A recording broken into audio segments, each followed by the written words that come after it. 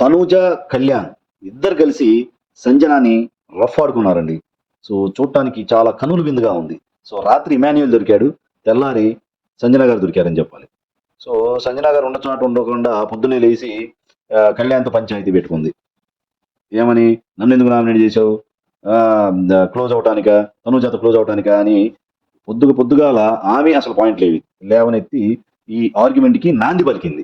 So తర్వాత మన నిఖిల్తో తనూజ క్లోజ్గా ఉండటంతో కళ్యాణ్ ఒంటరి అయ్యాడంట. సో ఈ మాట తనూజ చెవున పడింది. సో అంతే, తనూజ అండ్ కళ్యాణ్ ఇద్దరు కలిసి ఒక రేంజ్ లో సంజన గారిని రఫ్ ఆడుకునేసరికి సంజన మాత్రం వెలువెల్లాడిపోయింది. ఏం చెప్పాలో అర్థం కాల. సో ఏమనుకుందంటే సంజన కూడా, సో అంత ముందు కూడా వీళ్ళిద్దరి యొక్క క్యారెక్టర్ అసోసియేషన్ చేస్తున్నాం కదా, సో వీళ్ళిద్దరిని divide and rule game plan జరుగుతుంది కాబట్టి, సో మనం ఈజీగా ఇద్దరిని సపరేట్ చేయొచ్చు అని ఎమాన్యుయల్ గారు అండ్ సంజన గారు ప్లాన్ వేసుకున్నారు.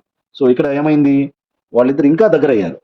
మన Kalyan and as well as Tanuja గారు ఇద్దరు దగ్గరయ్యి ఇద్దరు కలిసి అటాక్ చేసేసరికి సంజనాకి ఏం మాట్లాడాలో అర్థం కాలేదు.